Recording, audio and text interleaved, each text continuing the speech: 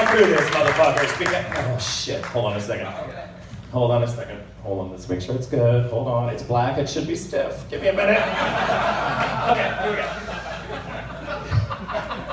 I'm excited to be here, and it really is an honor because I do love this one here, and I do love Bruce Valanche. Bruce Valanche is genius, Bruce Valanche is funny, and just like Rosie, you know, it's quite interesting because Rosie was here early and then she had to leave, but you know, Rosie's had gastric bypass, and you know what's funny is that Bruce never bypassed a bakery. I also have realized tonight, really folks, Bruce Valanche's client list is so fucking old, when he sees them on TV, he sends them notes through a Ouija board. Also the secret. I don't want to say that Bruce is fat, but his 8x10 is 12x30. When Bruce dies, his autopsy will list the cause of death as, really, Queen? I'm kidding. There would never be an autopsy. They'd be too afraid they're going to break the crane.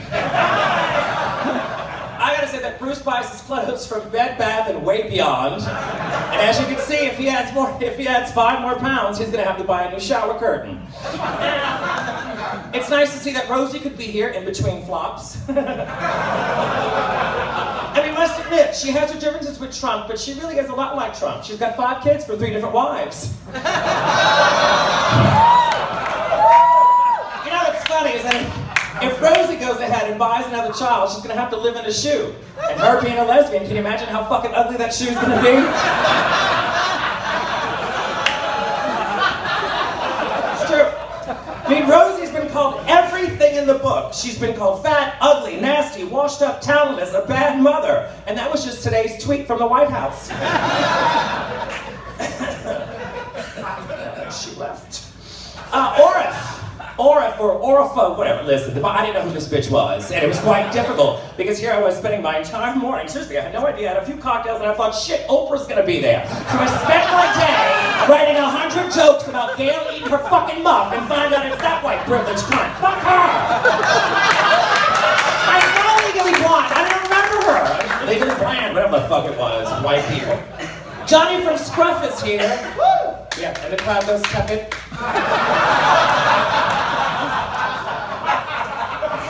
Johnny's here, he's the founder of Scruff. Or most of you gay people know, it's Grindr's overweight, hairy, less attractive cousin. Scruff also has a new app, and it tells you where the scene maker Michael Musto will be every day. So once you find out, you go someplace else. Michael Riedel is here, theater critic. It's always fun to have a white person on stage, or a lesbian. Judy, oh, what a cunt. But we all know, I don't know if you know this, this is some information I'd like to give you. Riedel is a French name, and it means pissy old queen. Michael's the only person in the world, other than Trump, who thinks Meryl Streep is overrated. And Michael has the power to close a Broadway show. He really does have the power. And it's not because of his scathing reviews, it's because he puts Rosie O'Donnell in it. Oh, is that taboo? She spent $10 million on that, which is less than she paid for that last kid. We also have here Crystal Demure, as I like to say. We wish Todrick was back. That was rude. Nobody's ever said that. I really think Crystal Demure is gorgeous. I mean, she really does look like RuPaul 6 seasons ago. But she's got a good look. And one thing I have to say, though, what's genius is that your name is Crystal, and I say it's pretty fucking fabulous. So we all get to choose our drag names, but you should be a little more careful next time. Because if you go past the trailer park screaming, Crystal, Crystal, you get a whole different audience. Randy Rainbow is here, and we gotta say Randy Rainbow is everyone's flavor of the month, Randy. And you know that flavors melt, because look, this is your career, Bruce Valanche, 47 years later. Not a good look. Also, let you know, Randy Rainbow, and I have to read this because it's very difficult to say because he's a dear friend of mine. And I use that term loosely, like his asshole. But Randy Rainbow is proof that you can be smart, edgy, funny, and cute and still have only a handful of queens on Facebook that know who you are. Oh. Don't turn on me, cunt. I don't really know who Randy Rainbow is, but by the looks of his name, I guarantee that he's not allowed 800 feet anywhere near a grade school. Now, Judy Gold, when I was a young child, my mother taught me, actually my mother taught me, he says, you know, early on, is that you are a scary fuck. Kidding. He actually said, don't say anything bad about anyone. So we're gonna say, Judy Gold was here. Now, Judy Gold is an accomplished comedy writer, which may not have been evident when she was up here tonight, but Judy reminds me of Amy Schumer, except older, dykey, and not as funny. Now, we have Lucy the Slut, who's here tonight. Lucy's over here in the corner, poor girl. She's been sitting there. It's quite amazing. I gotta say that it's true. Lucy has worked with Elizabeth Ann Berg, and she's the second most famous puppet handler in the world, other than Vladimir Putin.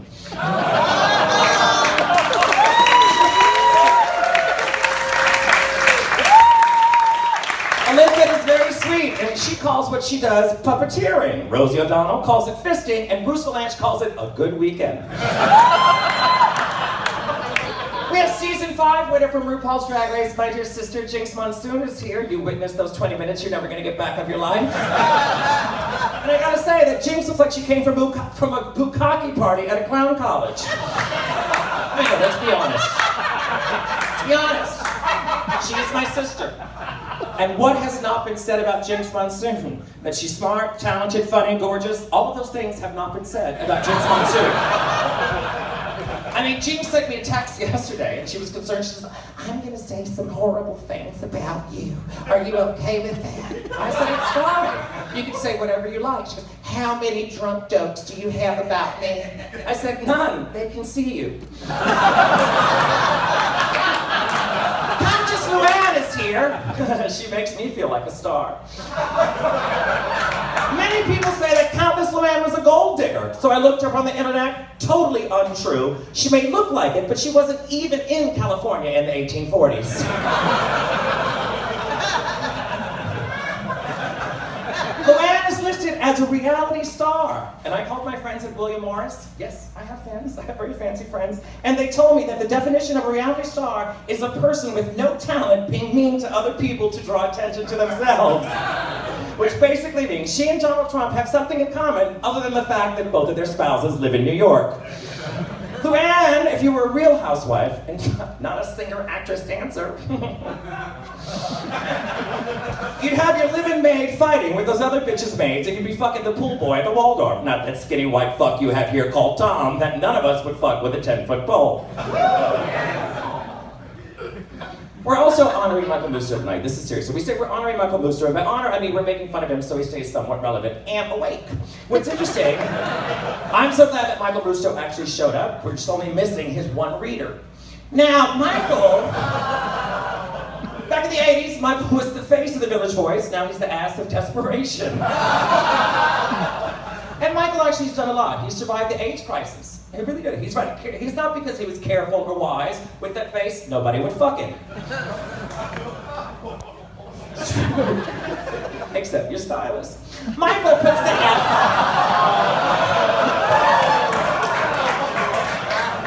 I was so sad to see you're not wearing one of those beaded Bill Cosby sweaters. Michael puts the F in homely.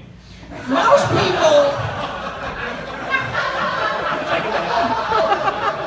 Look who's calling me home. No, I gotta say this though, is that most people don't know that Michael has a very, very sweet side. And I remember way back when I first moved to New York, I saw Michael, and he was helping out that drug addict, Michael Alec, get a big, heavy trunk into a cab. And I thought, how sweet. I said, now that's an angel.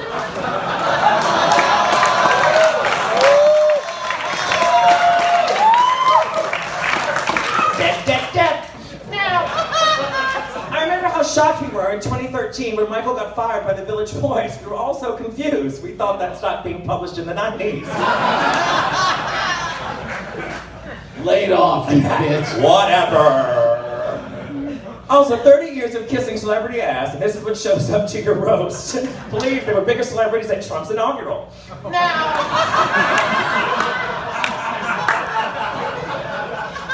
We only got you because Darian Lake was busy. A sandwich, we know. Now listen, we all know that Michael has the face for radio, but he loves being on TV. Truly, he is everywhere. One minute, he's on the History Channel talking about Eleanor Roosevelt's Leslie Gal pals, and the next minute, he's talking about Lady Bunny on Animal Planet. He's on TV so much that now we're just gonna because she is an animal. I'm not here because you pissed her off, apparently. But Not a joke, just a statement. Most people have no idea, this is true, most people have no idea that Michael has written 4 books. Particularly the people who fill orders at Amazon. I actually got a book at Amazon, and it was recommended to Pop, and it said, people that order this book also ordered in return Michael's 3 other books. Now, in closing, we all know that Michael is cheap. Look at him. He's cheap. No, seriously, let's face it, the man hasn't paid for a drink or a meal since the high school lunch program in the 1960s. Yeah, Miss Krista doesn't know what it's like because she had to eat someplace else. But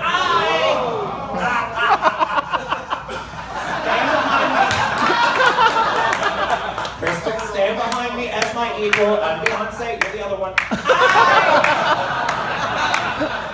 I'm glad to be in China. I honestly have to say that one of my favorite people to met was this nasty fucker. I never knew if he was looking at me because he's got that lazy eye where one is looking at you and the other one's playing pool. But he was always considerate. I enjoyed him. He taught me a lot. He taught me how to deal with narcoleptic people, which is why Jinx and I are friends now. But what's interesting is that he's lovely, he's kind, he's absolutely fabulous, and I would do anything for him because he didn't pay me or pay my hotel bill, you cheap fucking Jew. So, I'm glad to be here, and let's hope that you can stay. Let's hope he dies. That's gonna be beautiful. Thank you, Michael.